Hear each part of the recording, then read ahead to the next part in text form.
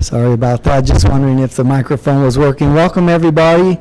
My name is Carlos Rodriguez, HR Director for UDOT, and we're going to go ahead and get started. So hopefully everyone's in the right presentation. It's called Interviewing, How to Ask the Right Questions and Hire the Best Person.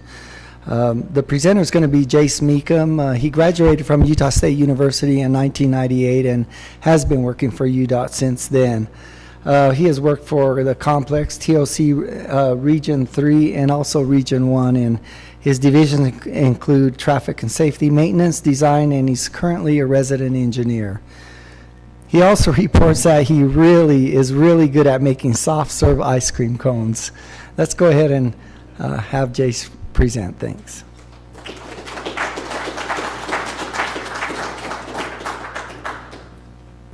That first part of the presentation where you were waiting for things to get going, that was the best part. It's just downhill from there. See? That's okay. Okay. So if you ask the wrong questions, you can end up presenting at the conference. And that's why I'm here, not because I know about this, just because I've felt that the interview process could be better. And so, little disclaimer there. My presentation completely consists of my opinions and in no way represents views, opinions, preferences, or direction from UDOT HR.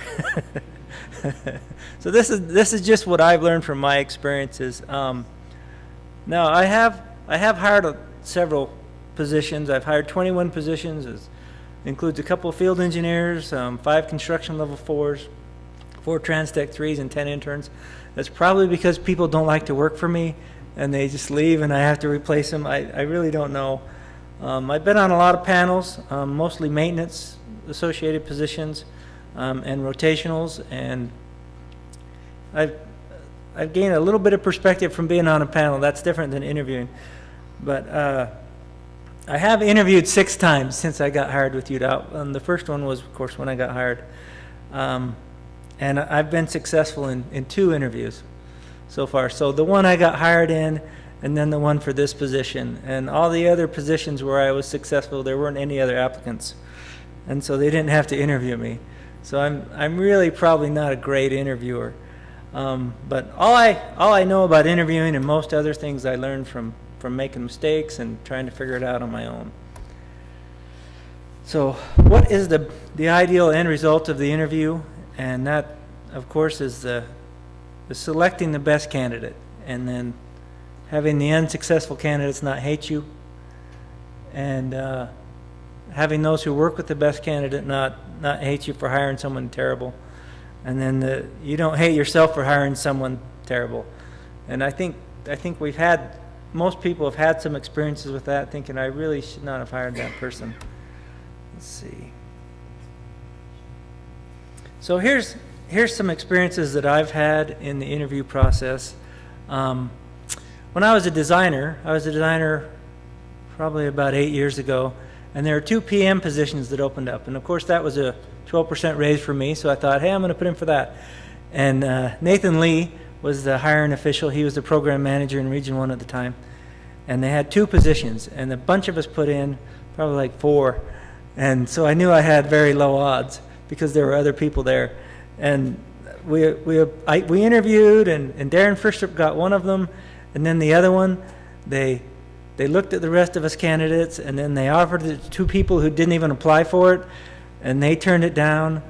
And then they looked at the rest of us candidates again, and then they decided to reclassify the position into something else. And I kind of felt bad about that because I thought, wow, I'm really that bad? And so I talked to Nathan about it, and I said, hey, why wasn't I even considered for the position?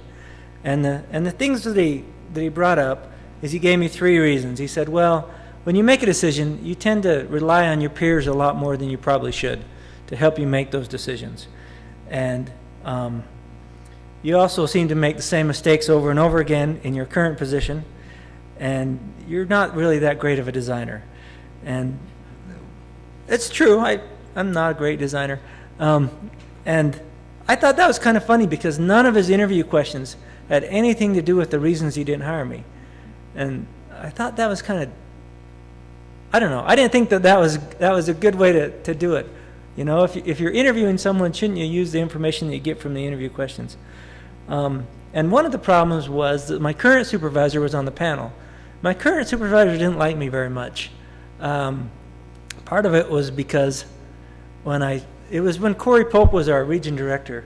And when Corey first came up there, John Noor told him that, you know, you got some really good people in Region 1, but there's one engineer that needs some coaching. And it's Jace Meekum, and he needs some help because when he worked in the Capitol, he offended some of the people that worked there because he's kind of insensitive towards women. And so Corey told that to the pre-construction engineer, who then told that to my direct supervisor.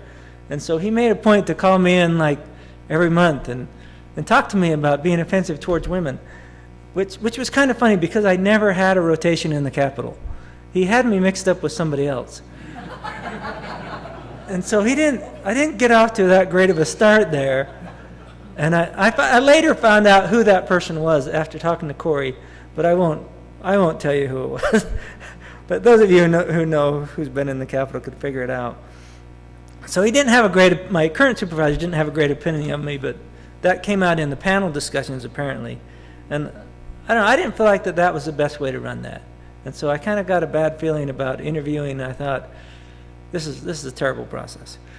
And then, so later, I had some other experiences, but later I interviewed for a resident engineer job, and there was only one other applicant, so I knew I had a pretty good chance because he came from the outside.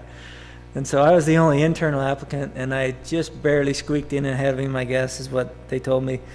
But they probably shouldn't tell me things like that, huh? But anyway, so after I became a resident engineer, I started hiring some people. And one of the first positions I hired, well, no, actually I hired several positions before that. But one of the first positions I hired was a level 4 in materials.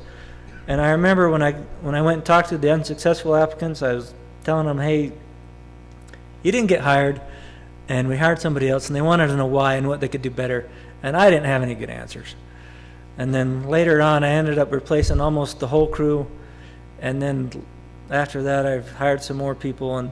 But one that really stuck out in my mind is I interviewed a Tech 3 when they cut the construction crews down to core crews for a while, and then they gave us one more Tech 3. And so we had 5 people total for a while, and then we jumped back up to 6 when they gave us a Tech 3 to put on there.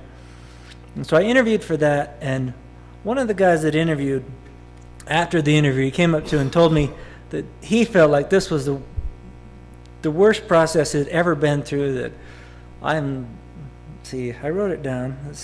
How did I put it? Oh yeah, the interview was a sham because I had chosen the applicant beforehand, and although he had worked with me for several years, he said he never wanted to work with me again because he felt that I was dishonest and unfair and unscrupulous, and that this was ridiculous. And he was a really big guy, and it was kind of intimidating for him to stand there and tell me, you know, that this is not the way an interview should go. And so I thought about that, and then recently I had another interview for the same position, which I had filled again. Like I said, nobody wants to work for me, but anyway, so for very long at least. So then I'd filled that position again, and I thought I tried to do things differently. And the next one went really well. We had 3 applicants, and after talking to them, we, interviewing them, and everything went pretty well. And then we hired the one guy, and then the other 2 guys I talked to, and it went really well. I was able to say, okay, look, here are the specific reasons we didn't hire you, and here's what you can work on to do better, and here's why we hired the person we did. And I thought that went really well. It went a lot better than when that big guy was telling me that I was a terrible person for the way I was handling it. So let's talk a little bit about your experiences, and then we'll kind of tell you what I've figured out for mine. So by raise of hand, who in here likes to be interviewed? You do? Okay, so there's one out of a lot. So why do you like to be interviewed? I think that it's a great way for them to learn about me and me to learn about them. Okay, so you're like curiosity killed the cat, right? Okay, so who doesn't like to be interviewed then? And why not? So who wants to tell me a good reason why you don't like to be interviewed? Anybody got something they want to share? Go ahead. It's hard to think, yeah, because here's a question, and you better hurry up and answer it, and you don't have very long, and you don't have long to think about it, right? Yeah. Yeah, and you kind of have an idea, and you look at those people to kind of get some confirmation that you answered the question, and they just stare at you. And so you keep going, right? You're like, I think I should stop, but they're still looking at you, and so you just keep going. Yeah. Anybody else got a reason why they don't like to interview? Yeah, go ahead. It's hard to express who you are in a series of 3 to 5 to 7 questions in, 15, maybe, sometimes they last 15 minutes, sometimes they're shorter, but those few questions in that short amount of time, it's hard to express who you really are and what you feel like you really can accomplish. Yeah, that's true. And especially when you get great questions like, do you live 30 minutes from the shed? It's hard. Go ahead, Marianne. So, have any of you been on an interview panel where there's like 8 people on the panel, and you're the one applicant, and you just feel like it's. Oh, yeah, that's me. I've been there. I think that's like overkill. So sometimes there's way too many people on it. You don't even know who to look at. You're just looking at all these 8 faces. And they're all looking at you. Yeah, so I don't like to be interviewed where there's like this huge panel. Did somebody else have another comment that I missed? Anybody? It's okay. I don't like to interview because I get rejected, and I hate that. To say, hey, look, this other guy, we hired him, and we'd probably hire you if you had better experience. And then you look at the person they hired, and I do have better experience than them. I mean, how many of you have seen a situation where, I can think of one, there was a field engineer that applied for a resident engineer position in Region 1, and he sat down and he applied, and they said, well, you didn't get the job, and the reason you didn't get the job is because you don't have as much design experience as you should. But the guy they hired had 2 years less design experience than this guy did. And I don't know, to me that kind of, how does that make you guys feel when you see have you seen a situation like that before? Do you ever think, oh, they already knew who they wanted to hire, and they fixed it up so he got the job? Raise your hand if you've ever thought that about any situation. Is that a common thing, or am I just think that everybody's, scheming, and maybe they're not? I think that all the time. I think, well, they didn't do that. All right, so who has interviewed for a position they didn't get? Raise your hand if you've interviewed for a position you didn't get. Well, that's a lot. So, do you know why you didn't get it? Trent, have you interviewed for a position you didn't get? Not yet. How about you, Nate? So who has? Raise your hands again. Jason, do you know why you didn't get it? Yeah, I actually asked questions afterwards, and they were able to give me some pointers on what I could do better. Okay. One of them, when I was interviewing, I determined that it wasn't a position that I really wanted to be in. Oh, yeah. So through the questions that we asked back and forth, I wasn't a good fit for it. And I wouldn't enjoy it as much as I thought. Well, that's good. And that's a good thing about the interview process, is to figure out whether you really want to work with those people. How about you, John? Do you know why you didn't get a position you interviewed for? So there was one Randy Cox with him, and he had a debriefing, and he basically said, back when I worked for the state, that you need more experience in different areas. You've been in maintenance for 3.5 years. It's too long. You need to branch out. The great thing about that, though, that debriefing, then I started to ask those questions. How do I get back? What help me so I can qualify next time? So it led to actually really being part. So when you have a plan of how you can be better qualified next time, do you feel better about it? A little bit. You still have those feelings like, man, I went through all this work, this crap, and I didn't get it. But if you have, and you know where you fall short, if it's something that you can go for next time. Yeah. It's better than just, it's hard when you get that little, you can have a design experience, what was enough? I see this other guy, it's not, when they say, we need to do this, this, and this, and that would use one of the top candidates, you can appreciate that. Having been on both sides of the table, it's hard to ask the right questions, and it's really hard to tell them why they're distinguished. Sometimes it's, when you hire somebody who's got fit, and you're just as qualified as that other person, and how do you tell that person? That's the hard time that I have. I hate, because you're always going to have one successful, and it's easy to tell them, and it's really hard to tell the rest that, you didn't get it, and here's why. It's, anybody else got something they want to share? Bring up about that question. So who was interviewed as a hiring official and had a bad experience turning someone down? Has anybody interviewed as you have? Do you want to tell us about that? Yeah, I was with INT, I was hiring for a position, and got a lot of good candidates. I was calling people, let them know, trying to set up a post interview meeting. I had one guy just certificate of third degree on why I should have hired him. He literally made it, but he was actually my least experienced person, and, spending time trying to learn the program. He was very adamant that, my right on it, to the point he threatened me with agreements and stuff, but it was kind of interesting, and it just makes you think on how to talk to people after interviews. Yeah. It was. But it proved him right. I mean, you wouldn't want to work with somebody that can't take no for an answer. Well, that's probably true. So have any of you ever had an experience where you've interviewed or you've been on a panel and you felt like the decision was unfair? The way that they made the decision was not right. Has anybody had that experience? Yeah, you want to tell us about that? I was being interviewed for a position. I understood the work at hand, knew the political environment, knew the players, had a relationship with people I would be working with, knew their needs, and they brought somebody in from the outside. And I think that the people who were hiring wanted an outside perspective. They just wanted, they just want the same old, same old. And what I brought to the table was a working knowledge of hitting the ground running, which was an advantage, but what they're really looking for is a whole change in perspective of the position. Did you have to retrain? Did you have to train that new person? No, that person had to train themselves.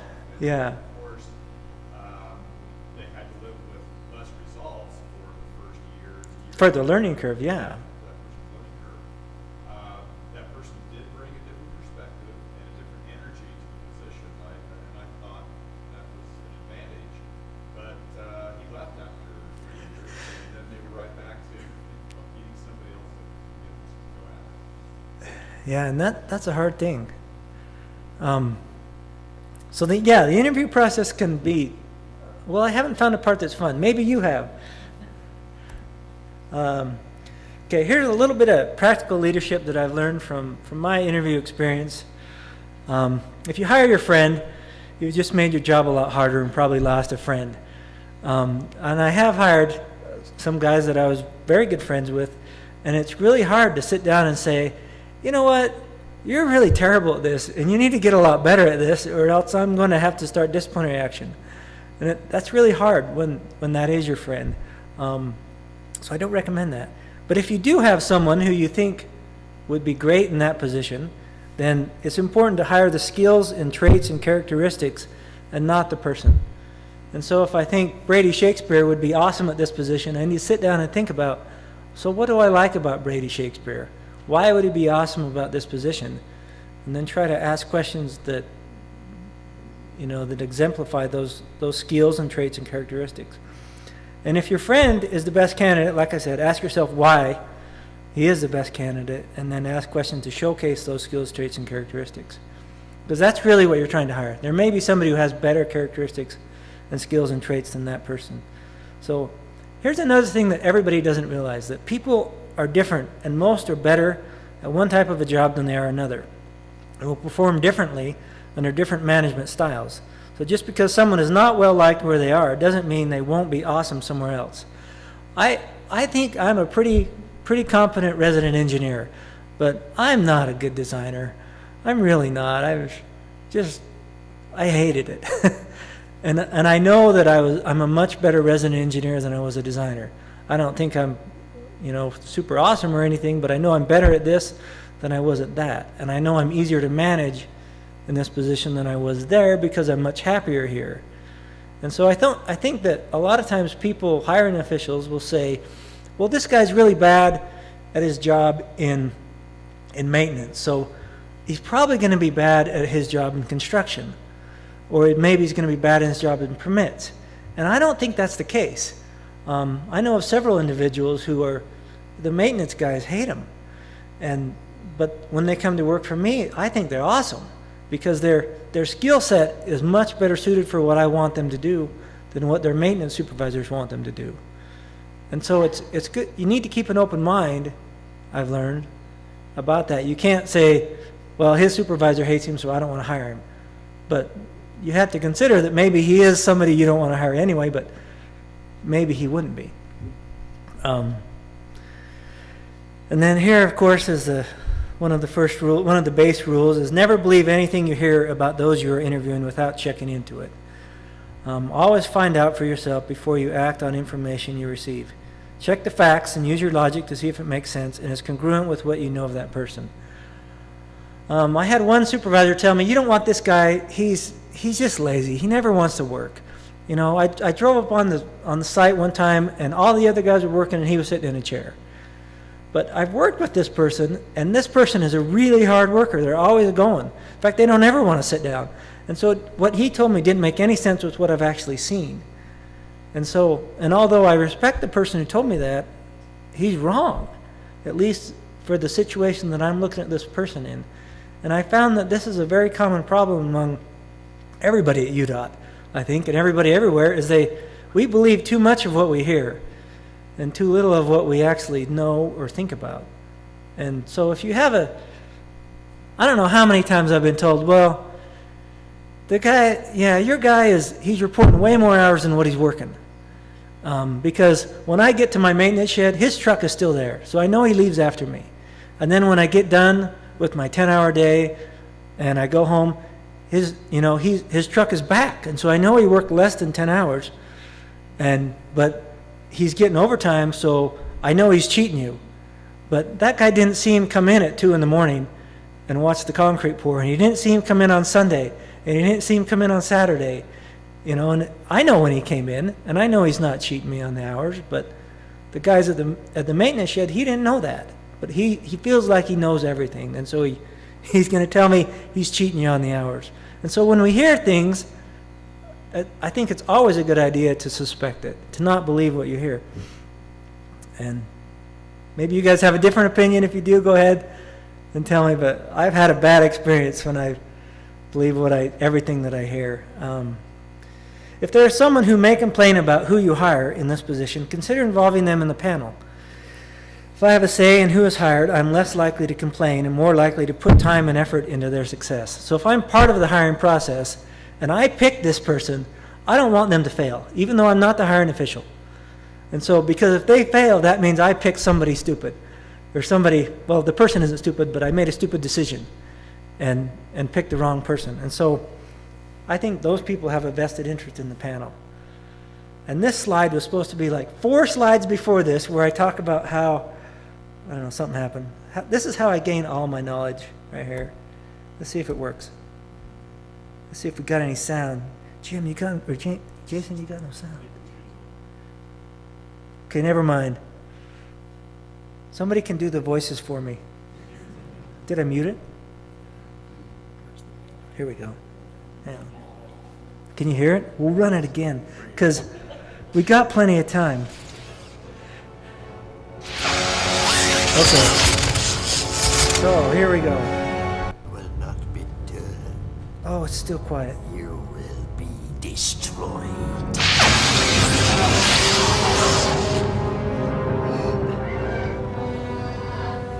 Young fool. Only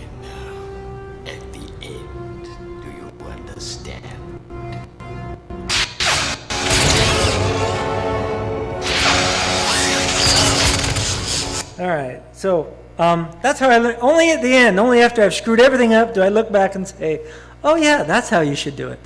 That's kind of how I learn everything. Only at the very end do I get it. And so, here's some of the interview questions that I asked for that one that went really bad, where the guy told me it was a sham and I'd already picked the guy first. So let's go through these real quick. When I ask interview questions, when I write them, they're kind of not very nice. And I like a complex question because it tells me whether that person can read and understand several ideas at once and can then completely answer all the ideas, and whether they can communicate. And so the person comes in, they sit down, I hand them these questions, I say, okay, I'm going to read these with you, and then you're going to answer them. So what's a monthly status of contract time? How is it used? What information contained therein? By whom is it generated? What are the critical areas of necessary scrutiny prior to circulation? What is the correct protocol for attribution and insertion into ProjectWise? I like that kind of question because it tests their skills, but it's just not a very nice question. Then there's more. When a project partial contract estimate is scheduled for payment, and it just keeps going on and on. It's like a beating. But anyway, That tells about forms. what's that? I like the one about forms. Oh, that one's cruel. Every single form. I think there's actually a couple people who have, I know there's at least one or two people who have actually had to answer these questions in an interview. Like Al, for instance. Al, how did you feel about these questions when I asked these to you in this interview? They're tough. I think it's the gateway knowledge, but the interview process helps you to think about it and Did you after the interview, did you feel like you'd been beaten up a little bit? Yeah. The easiest one was the bottom, which is not as easy as you think. So, and then the next interview that I had that actually went well, here's the questions that I asked. So describe your experience with PDBS. Which of the subsystems are you most familiar with? How is knowledge of PDBS helpful in someone in this position? Describe the process for producing partial estimate. Wait a minute. Let me go back to this one. So when I was asking this one, the first question, all it really tells me is whether they know what a monthly status is. And I can teach someone what a monthly status is very, very easily and very quickly. And then the next one talks about a partial estimate. Again, that's a pretty simple concept.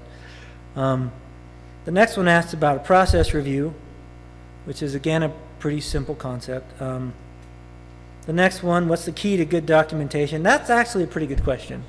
I think that's a good one. Because documentation in construction, how many of you have ever worked in construction for UDOT? Yeah, how important is documentation? It's more important than anything else. That's the quality. It's more important than quality, because if you do good quality and you have crappy documentation, you're still going to get in trouble. So that's a good question. That was a good one. And then it asked an example to prove whether or not they really know it. The one about the forms was just mean. There's just no other way to get around that. And then the last one was okay. But on the next one, I felt like they were all pretty good questions, because what my interview panel and I had talked about, we got together and talked about what do we want out of this position. And we knew that this position is basically a lab position and a documents person. So they're going to work in the lab and help us with documentation. And they need to have some inspection experience. But I don't have time to be able to give them inspection experience. I don't want to take them out of the lab and put them in inspection so they can get this experience. I want them to already have it, because I'm not going to have time to give it to them, but they need to have it to be able to do this job. And so I tried to ask questions that would showcase someone who had good construction experience and a good mind for learning the documentation and the lab. And so those are the questions that I asked. So the first one is I want to know what experience they have in PDBS, because I don't have time to train them in PDBS. They need to already know that. And then the next one is the same thing with, they're going to have to use ProjectWise a lot. I can train them in ProjectWise. I just kind of want to know what they already know. And then I had a few character questions. Jeanette, my HR representative, made me throw one of them out, but this one stayed. Ted is parking his truck at your shed. You notice he usually doesn't get there before you, and that sometimes he leaves before you, but you have heard that he's getting a lot of overtime. So describe how you would handle that. So I want to know if they're going to, their first inclination is to go talk to the district engineer. and say, hey, this guy's getting a lot of overtime, you need to talk to Jace about it. So then my boss comes and talks to me. I don't like that one. But so I asked that because I want to know how they would handle that, how they would handle problems that came up. Then the next one is just how much, kind of what do you know about the lab? I wanted to know about that. I wanted to know their experience in inspection and whether they've actually run projects. That was really important to me because I don't have time to train them to be able to run a project and then have that experience and then come back. I like the fifth one, the in your career, what skills are most important for you to learn and why, and it kind of tells me what their goals are in their career and what they want to do, what they want to become. What is your experience in construction? Which is the most important aspect of construction and why? And there I was looking for documentation. So here's how I started to write my questions. So the questions that I asked myself and my panel before we started writing the questions is, what am I willing to train this person to do? And this was the first interview that I'd done it like this. The other ones I just totally messed up, and it went really poorly. And so I started from the back, and I thought, okay, when I sit down and talk to this person and say, okay, you didn't get the job, I want to be able to tell them why. Because you needed this, or you didn't do that, or you answered this poorly. So I wanted to create the good questions, and this is how I went about doing that, is I asked myself these questions, and then what am I not willing to train this person to do? What do I need this person to be? Do I need him to be on time? Do I need him to have a really rigid schedule? Do I need him to be flexible? Do I need him to be a great communicator? Do I need him to, do I not care if they communicate very well? What do I need him to be? Do I need him to be meticulous documentation, like a real details person? Because you need all those different skills in different positions. And then I thought about who this person's customers are and what do they want. And really, I'm one of their primary customers because what their documentation has a huge effect on the resident engineer. And then the other one is the contractors, whether or not they can communicate with the contractors, and whether or not they can perform tests and correctly and do documentation right. And I thought about what type of I'm kind of a negative person sometimes, so sometimes I try to think about what's the very worst thing. Like when I have a decision, I always ask myself, there's one leader that I don't like very much, and I always ask myself, what would he do? And then I do the opposite, because it helps me to identify what the stupidest thing to do would be. And then I just go and, so anyway, I ask myself, what type of person would cause me the most pain? So what type of person could I have in this position that would be just horrible? And then I want somebody who's not that, who's opposite of that. And then I think, what kind of person can I have in here can make my job easier? And are any of these questions ones that a terrible leader would ask? So that's the test. If I was a really bad leader, would I ask this question? So here's how I check. And if you've written questions, here's how I check them. If there are no wrong answers, then this is the wrong question. So if there's no wrong answers, if it's like, what do you feel is the most important part of construction? Some people would say there's no wrong answers to that, but there are. Some parts of construction are not as important as others. You need to decide what the right answer is. And then, what does this question tell me about the candidate? The one where I ask about the monthly status of contract time, that didn't tell me anything about the candidate. It really didn't. It told me whether they knew what that was or not, but that doesn't really matter. Is it written in a way that says what I want it to say? So sometimes as we've all seen in UDOT specs, sometimes we write things in a manner that doesn't say what we want it to say. And somebody else looks at it and gets something completely different. And does the question invite discussion? As you have a discussion with someone, you learn about that person. And short answers if you ask questions that create short answers, then it's not a great question, I think, anyway. Maybe you guys have a better example. If you can't use the responses to your questions to identify weaknesses and show applicants where and how they can improve, then you didn't ask the right questions. Like John said, when Randy Park told him he didn't have enough experience, Randy Park probably should have asked him questions that would identify that experience. Say, look, when I ask you this, this question about construction, you didn't have any good answers because you had no construction experience. You should probably go and get some construction experience, and that would help you out. Did he ask any questions about your experience? You don't remember? So yeah, if that's one of the things that you really need, then you need to ask a question so you can say, you don't have this, and I didn't hire you because of that. All right, so I got this from HR. I actually did put some HR stuff in here. Not all of it's my opinion. This part is actually true stuff. So if you're going to pay attention to anything, this is the slide. So you can never ask anything about age, race, gender, national origin, religion, disability, marital or family status. And I was going to write a question that involved all of those. It was a bad example, but it might be offensive. So I didn't.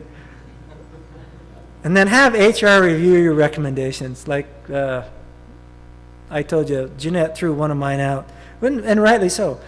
And when taking notes, do not use illegal identifiers like old bald guy with a Brigham Young beard. So that's not what you want to see. Like when I have to interview a lot of people, like for rotational interviews or intern interviews, then I'll normally write down what they were wearing, because that's a choice. Anybody can wear whatever they want. So if the guy comes in and he's got a jacket, no tie, I'll write that down, jacket, no tie. Or, well, yeah, I interview a lot of people wearing cowboy hats, and so I'll write down what type of cowboy hat they're wearing so I can remember who they are. But, yeah.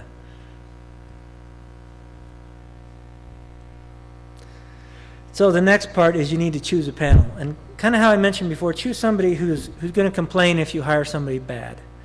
And that's really important, because if they choose that person, then they're invested in that. When I hired an office level 4 twice, I made sure to include the RCS, the region contract specialist, because she works really closely with that person. And the first one I hired, she hated him.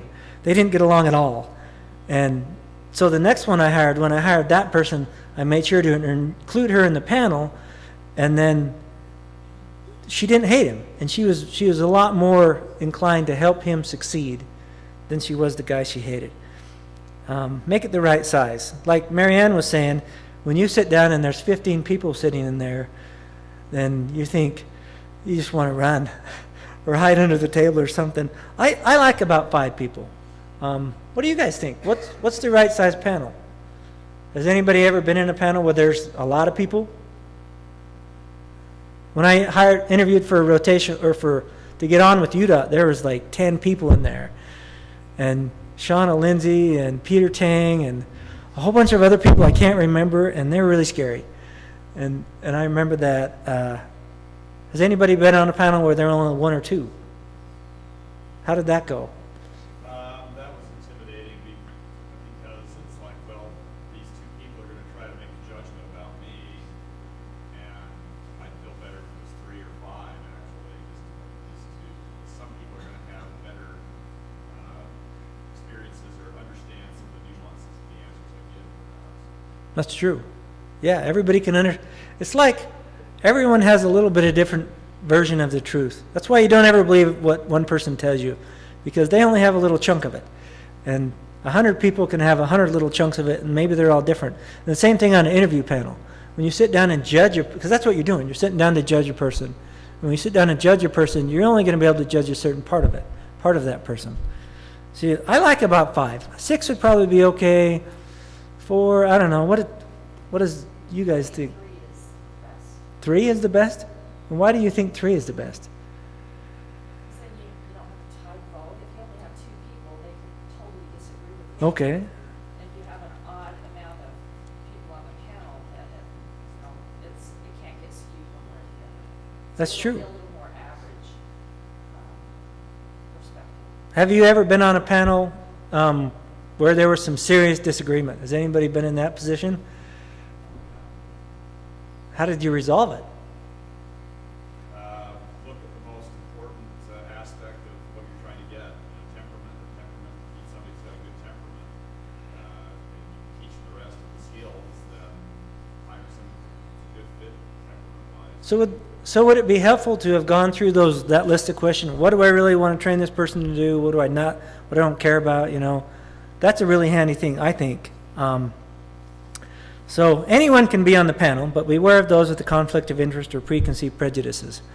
It's usually a bad idea to have a candidate's immediate supervisor on that panel.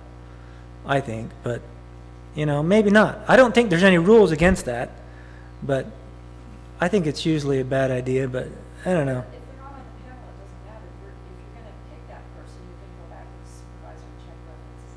That's true. You do. I mean, I don't know if that always happens, but if the supervisor isn't on the panel, the current supervisor. Yes. You should call them and say, hey, I'm thinking of selecting your subordinate. On the positions where I've interviewed, I tried to shortcut the thinking that I would be successful. I tried to shortcut the check the references by having my references be the people on the panel. Once I figured out who it was, which, you do like a calendar search and you can tell who's on the panel. But anyway, you must have a minority if you have a minority applicant, but you should always consider that, right? Well, I just texted Jamie because we don't do yoga, Carlos and I. Oh, But I don't. that's what Jeanette always tells me. I don't think that, yeah, we don't do yoga. I don't think the hiring official knows who is a minority or who isn't. You could obviously. Oh, If okay. you're hiring all women, there's only women that are being interviewed. It's good to have a man and a woman on the hiring team. But you're not gonna know their age, their race, their religion, their. That's true. Status, their. No. No. Gender. You could have somebody named Tony Smith and you're thinking, oh, that's maybe a woman, and a guy walks in. Oh, see, I just wait for Jeanette to tell me, you need to have a woman on this panel. I say, okay. And that's cool, if she So I says, do "If that. you can get a woman, great, but, sometimes that's not possible. Sometimes it's hard. I know I've been in interviews with Keith, and we just didn't have a woman on the panel. Yeah, in most cases, it's good to have a diverse panel. Yeah, have the most diverse panel you can. Regardless. Yeah. I think the panel should know what their role is too. Yes, I have a slide about that. No, go ahead, though. Well, I've been in a panel where they invited all the staff in there and said, we want you to sit in on this interview. And at the end, it's kind of like, are we picking this person or are we making a recommendation? And end up, and we have no idea. We just had absolutely no idea why we were there. A lot of language. And they ended up not picking any of the candidates. They just wasted our time. Yes, thank you very much. I had things to do. You jerk. All right, so. Some people might relate to that. Yeah, and I think that's happened before. There's been panels that were just pointless. Maybe it's a formality. Maybe they pre-selected that person. I don't know. I don't know about that. When I've interviewed the lots of times that I've interviewed or been interviewed on a panel, the panel makes the decision. In my mind, the panel will always make the decision. But I've actually been on a panel where the hiring official stepped out and said, "You guys make the decision," because he was the area supervisor, and he really liked all the candidates, but he didn't want to have a input on who the shed foreman would be. And so he stepped out and said, "You guys make the decision." Anyway, that was kind of weird. So a pretest. Have you guys ever used a pretest or had to take a pretest? Pretest? What's the point of those? So really, what I found from the pretest is it helps you identify technical knowledge. It does not usually identify personality traits. It showcases written communication skills. That's why I like it. Because I have to read people's writing a lot. And when you can't read it, I get mad. And it wears down willpower. Willpower, there's a finite amount of willpower everyone has. And when you wake up, you have more willpower than when you're at the end of the day. And so as I wear your willpower down, that's going to wear you down. And sometimes it's good and sometimes it's bad. Sometimes I can tell better who you are when you have no willpower. But when my willpower is worn down, I'm just unpleasant, as opposed to when I have a lot of willpower and I'm just a little bit unpleasant. So it's different. So set up the date and the time and schedule. Give yourself plenty of time between applicants. I'm an engineer, so I like to calculate this. I don't like to just guess and say, okay, yeah, 45 minutes is great. Don't just guess. Use about 4 minutes per question with an extra 5 minutes to spare. And so it really frustrates me when my interview has been 35 minutes and it was only supposed to be 20, and I got 2 guys stacked up out there waiting to come in. I get really frustrated about that. So I'd rather finish early than finish late. With about 6 questions, make it about 30 minutes between applicants. If a question can be answered in less than 2 minutes, then it does not require any discussion and might not be a great question. That's supposed to be don't. Don't be afraid to ask follow-up questions and get more information from them. And so if I ask you, what experience do you have in construction? And you say, I've worked there 4 summers. It's okay for me to say, what did you do during those 4 summers? And they say, oh, well, I worked on this project. And I say, well, what did you do on this project? Tell me what your role was. Where somebody else would say, oh, I worked 4 summers, I worked on this project, I was the lead inspector, I did all the documentation, somebody else will tell you all that stuff, but some other people, you have to pull it out like they're pulling teeth, give me some more information. And that's okay. You're asking them more questions than you ask the other people, but they're questions along the same line. Basically, you're getting the same information. If you're asking a question that gathers different information than you're getting from everybody else, then I think that's probably an unfair question to ask unless you ask it to everyone. Is that safe to say? And so if it's the same information, go ahead and keep asking the follow-up questions. Curtis Peterson in Region 1, I don't know if any of you know him. I really like Curtis Peterson, but when he interviews, you're lucky to get 3 or 4 words out of him, and you just have to pry it out. So I asked Curtis, tell me what you really did. What did you do every day? What were the hardest, tell me what you did there. And Curtis is a great employee. He just doesn't interview very well sometimes. Give yourself about 45 minutes after all the interviews to discuss the results and go through it question by question for each applicant. Your question should be telling you something about the candidate. And so what I like to do, and I'll cover this a little bit later again, is, I'll talk about that in a second. So here's one thing I learned that it was really, really handy. And you don't have to do this, but if other than the 7 things never to ask in an interview, this is the only other good part of this presentation. So ask them to arrive early, and 15 minutes before the interview, give them interview questions to review in advance. Allow them to make notes and use them in the interview. And so I did that with the last one. I said, here's the interview questions. Go ahead, look through them, make some notes, and bring your paper into the interview. And so they came in, they sat down with their paper, and I'd ask them a question, and they'd check their notes a little bit, and then they'd answer it. And they all had really good answers. Their answers were way better than I've experienced before. And I think that's probably a good idea, because how many times, even in my position where I have to make quick decisions, I always have at least 10 or 15 minutes to think about it. Never as the contractor says, I need to know now, and you have 30 seconds to answer this. That's never happened. And I don't think that normally happens to anybody else either. Do you guys, is that a good idea? What do you think about that? Great idea. I back the other person's comment. I don't think quick on my feet. A lot of us under pressure, become very anxious. I mean, certainly if you're testing how anxious that person gets, if that's a trait that's really critical, okay, fine. But what you would get better answers if you give people 15 minutes to okay, here's what the questions are reflecting. It gives the candidate a better idea of what are they trying to pull out. Yeah, organize your thoughts. And then you can sit down and you can make a very logical answer. My wife is a very introverted person, and she doesn't think very quick on her feet. But she's way smarter than me. But I'm a little quicker on my feet. So I can come up with dumb answers really fast. But if you give her a few minutes, she can come up with really great answers. But she needs a few minutes to do it. And a lot of the people that we work with, engineers as a whole, are kind of introverted. And that's just the way we are. And an introverted person is not always really quick on their feet with their answers. They're not really quick. And Nate's a little introverted, but he's really quick. But not always with the right kind of answers. But still, it's really helpful if you know that's what you're looking for, with someone with the ability to really focus on a question and come up and take some time, come up with a good answer. I really like that. And the reason why is only 2 types of people, in my opinion, interview well. The overqualified people who have nothing to lose, that's supposed to be lose, not lost, and really good liars.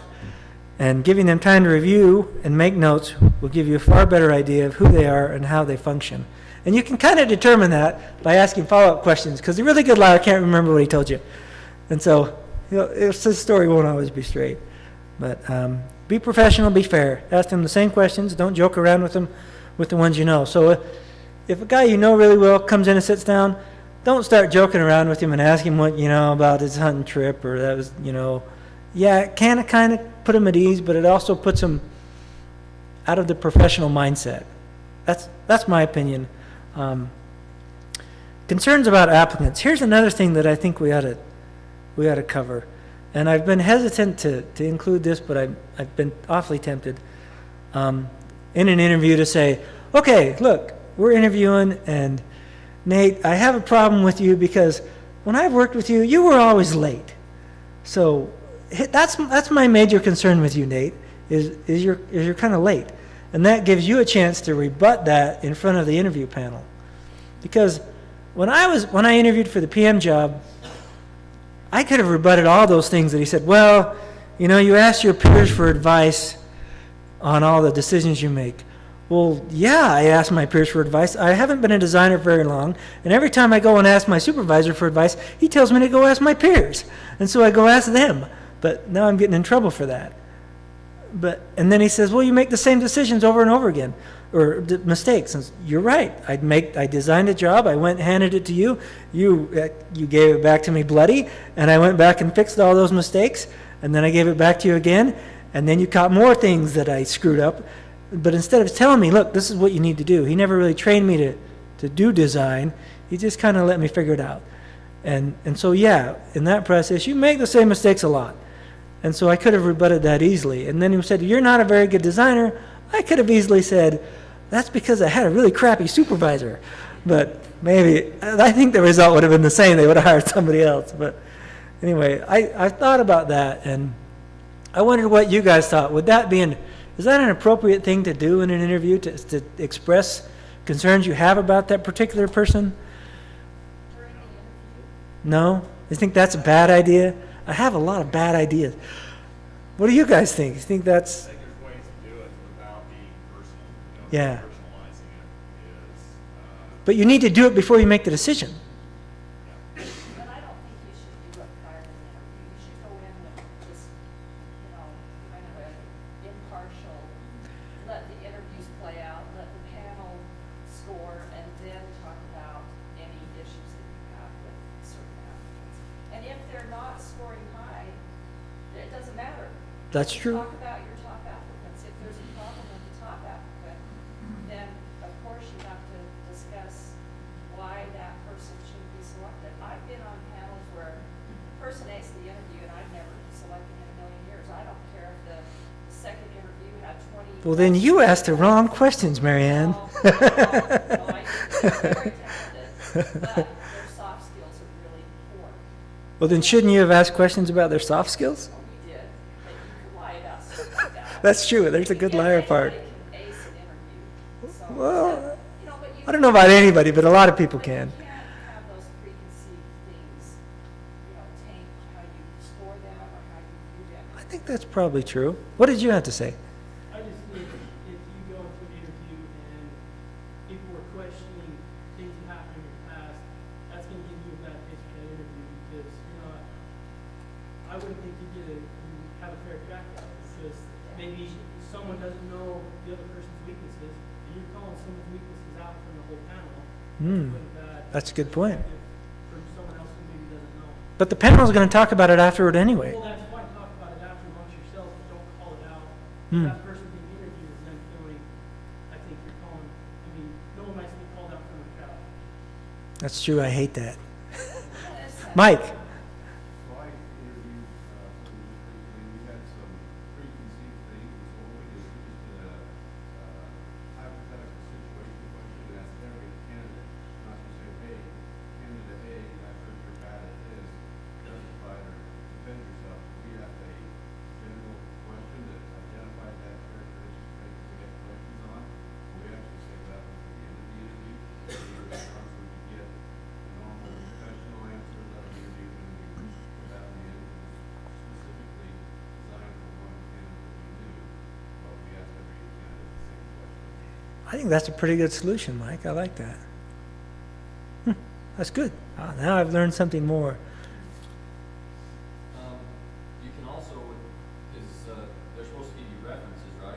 Yeah. If you have preconceived notions and you have several references, you can follow up with those references and say, okay,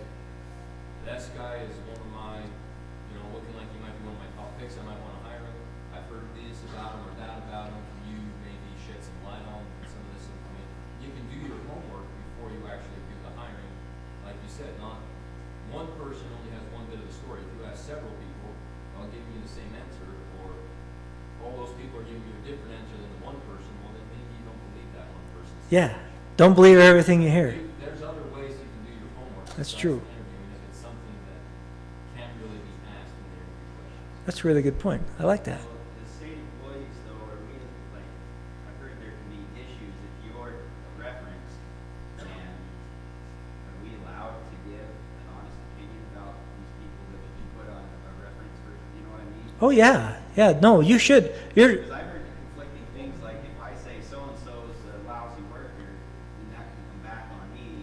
If I say anything more than, yes, he worked for me, and yes, he showed up every day or not. And I think that's correct. I think if there's a problem with an employee, that hired official should call HR. Because if it's not in their personnel file, then, and you're just spouting it off like you're a coworker or something, then, you know, that could cause some problems down the road. I know people that have been put as references, and they won't say anything because they're afraid of putting themselves at risk to slander someone in any way. what I always do is I try to stick to the facts, and I try not to put in any opinions. Like they asked me a reference about, well, here's a good example. One time, the state of California called me and asked me about Flatiron as a reference, and I said, you know what, Flatiron worked for me. I wasn't impressed with their quality. They had a lot of quality problems, because I hated working with Flatiron. I didn't tell them that, but I told them why I hated it. I said I didn't like they had to rework a lot of stuff. They had liquidated damages, they were late, things like that. And when people call me and ask me for a reference, I'll try to stick to the facts. I'll say, yes, they worked with me. And they'll say, well, did you like working with them? And I'll say, they were late a lot, which is a fact. That's true. I'm not expressing an opinion. They were late a lot. They did good work. When they got here, they did really good work. They were late a lot, and they missed a lot of work. So those are facts. Those can be substantiated, but it's not my opinion. Am I okay there? Yeah, you can give an opinion. I mean, and I think too, like Carlos just mentioned, if they're putting you down as a reference, then they're giving permission for someone to call them. That's true. But we have to be very careful, because we don't want to get in a situation where somebody's just giving an opinion rather than something that's factual, Yes. and it gets back to that individual. Right. Stick to the facts. I think that's accurate. I know a situation where they actually gave a glowing review when we hired them. They wouldn't have to work with them. I've seen that before too. This is the best employee ever. Please don't take them. Yeah, I can't say anything good about that individual. Yeah, when the truth is you can't say any good. Anyway, But I do feel like the reference issue is key. I mean, if I'm gonna put down you as a reference, you know, I should have called you, given you a heads up. Yeah. And I know what you're gonna say. why gamble that? Or when you're calling their old supervisor, and it's not their reference, but Yeah, you if want to they- talk to their old boss, and then I had one applicant that put his mother as a reference. I thought, Wow, if she gave you a bad reference. yeah, that would be awful. But I did have, somebody that was put down as a reference. I called them, they had no idea they were put down as a They were reference. uncomfortable, probably. They were uncomfortable and they didn't have a good experience with this person. And so the only reason that he proceeded to go down that path with me is because we were friends, and he was just appalled that the guy would have put him down. And so anyways, make sure you know, you have such contact. Yes, I agree. Also, this is what I find. This is what I'm going to talk about. Who said that before? Oh, you did. Oh, in the back. Have a pre-interview meeting with the panel. Discuss what you're looking for to make sure everyone has the same expectations, and allow panel members to identify any I think that's a good place to talk about preconceived concerns too. Between and after the interviews, do not discuss your top picks. So after the first guy walks out, you don't say, "Boy, he was the best one I ever saw." I like to hold that off until later. Follow the process to the very end. Review what you wanted from the questions and ask what you got from each person and what the responses tell you about the applicant. Ask the panel the questions and review each applicant's responses, highlighting strengths and weaknesses. So what I do is I have a big whiteboard in my office and I write, here's this first applicant, here's Bob, here's Fred, here's Mary, here's, Olga. And you have all these names, and then you write, here's question number 1. Here's what I like about their answer, and I'll write that in blue. And the next one, here's question number 1. Here's what I didn't like about their answer. I write that in red. And here's what I liked about theirs, and I write it in blue. And so bad things I'll write in red, and good things I'll write in blue, and I'll cover every question all the way down the board. And then I can stand back, and it's really easy to say, hey, there's a whole bunch of blue. That might be my best candidate. And then I look at but I look at them all and see which ones are the most important, what I'm looking for. And then as write them down on a whiteboard. Use one color for strengths, one for weakness. Try to keep discussion centered around the interview questions and not the rumor mill. UDOT has a really nasty rumor mill. It says all sorts of horrible things. Try to keep that out. Don't believe what that says. When you discuss every applicant's responses, have each panel member silently rate them. So after you go through that and you discuss everybody, you say, okay, rate these guys. And so everybody sits there quietly and they rate their own. They don't talk about it. They rate their own. And then everybody presents it. And if you have, if you're not in unison at that point, maybe you need more discussion. And I haven't been on very many panels where everybody didn't have the same first top pick. Because we keep discussing it, and then it comes up, and you have it. And the second and third picks are usually different. But anyway, so then you pick the person with the most number 1 votes. That's the person you pick, because that's what your panel chose. Notify the applicants. Here's a big one. Use the questions to explain to the unsuccessful applicants why they weren't chosen. So on the interview, the last one I had that went well, I sat down and I said, look, Dave, you were a really good applicant, and I think you have a lot of potential. I'd like to help you. You didn't have as much construction experience as I would like you to have. So why don't you come and work for me this summer, and I'll help you get that construction experience. I will put you in a position where you can run a job, where you can be responsible for that, where you can be over everything and run the whole job. That'll look really good for your next application, and let me help you get there. And when I was done with that, none of them hated me. Maybe they didn't like me, but none of them hated me. And so I feel like that was a really good method. And use the questions to help the unsuccessful applicants understand what they can do to improve themselves and become better. And if unsuccessful applicants do not logically understand why they weren't selected, they will feel like you had pre-selected your successful candidate, and they take it very personally. So, have any of you ever felt like that? I have. Like they already had this person picked before they interviewed. I felt like that, and I think it's probably because it didn't make sense in my brain why they picked that person or why they said that. So. All right. So when you go and talk to them, I don't like to use this phrase. Say, don't take this personally, but we didn't hire you because of, Here's a video that kind of explains that.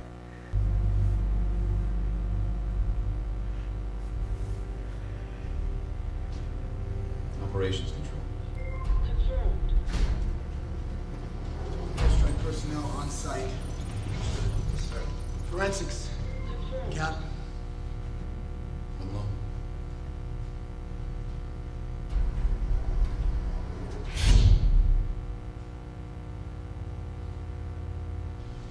Evidence response found some fibers on the roof they want us to see. You want me to get the TAC team ready?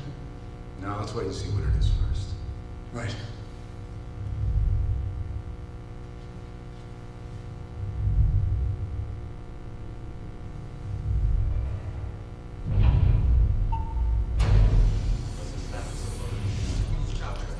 Administration's level.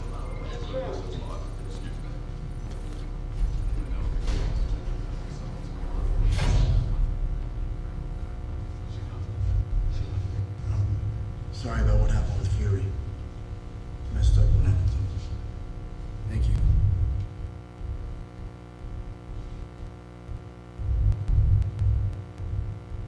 Sorry. See if I can pick that up.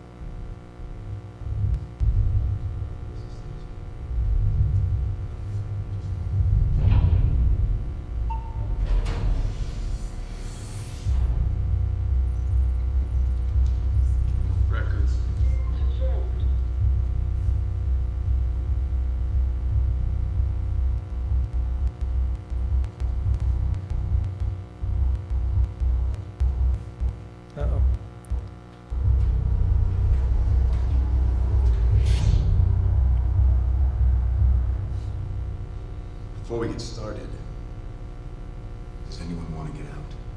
This part is what an interview feels like to me.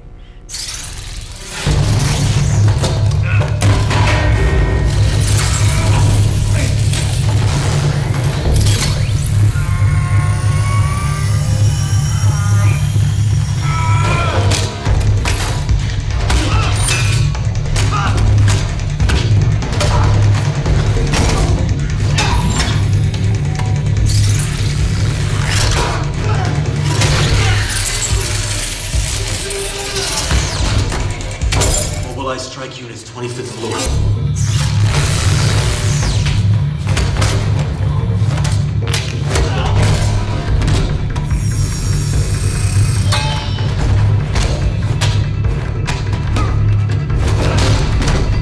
Whoa, big guy. I just want you to know, Ken. It's in personal!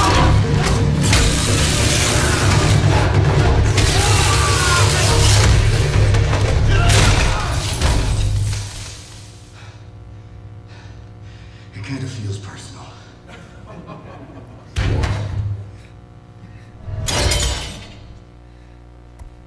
To me, the interview always feels personal.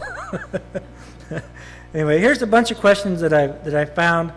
Some of these are good, some of them are not really good. They're just questions that I've gathered up. I was going to go through them if we had a whole bunch of extra time, but due to technical difficulties, we don't. So we can skip a lot of them. Some of them are pretty good. Some of them are ones I didn't even write. Anyway, you can read through those a little bit if you like. I like the one about the contractor has paved that, whether it seems reasonable. The last one is really stupid. There's another set. More stuff.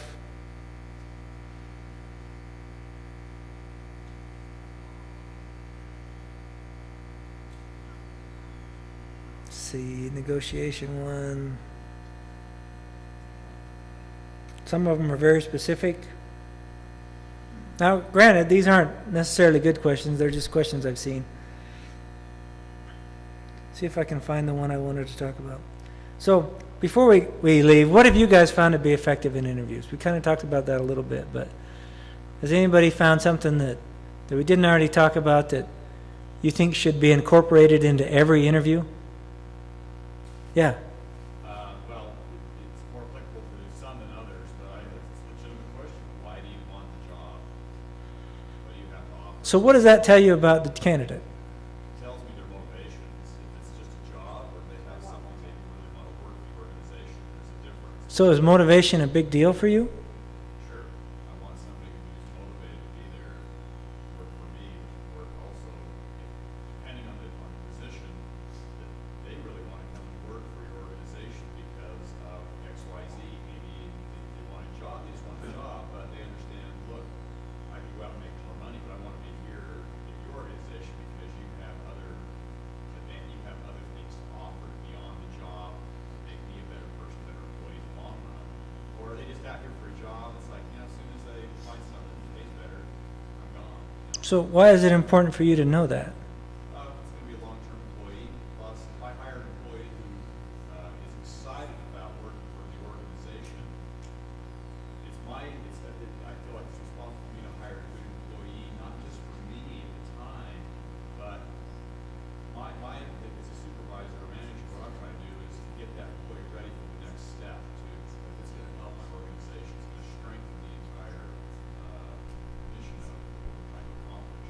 I don't want somebody who's just there, work for $10, $12, $15 an hour. I want somebody who's there to work because they really want to be here for the other people around them, part of it. Once you bring somebody in, they become part of your family. They're working with you. That's true. You spend a lot of time with them. So is why do you want to work here? Is that the best question you could ask to exemplify what you're looking for? What is it about working here that you really like? Yeah, and so just when you have a question, run it through your mind. Why am I asking this? What do I want to know? And is this the best way? Has anybody got anything else that they think should be involved in every interview? I think you have to think about the big deal is the pre-qualifications. Who are you going to pick in and out for the interview? Like I know sometimes at a trans-tech level, they'll use the CDL as a filter. And I think a lot of times that's really the wrong I agree. thing to do. We throw out guys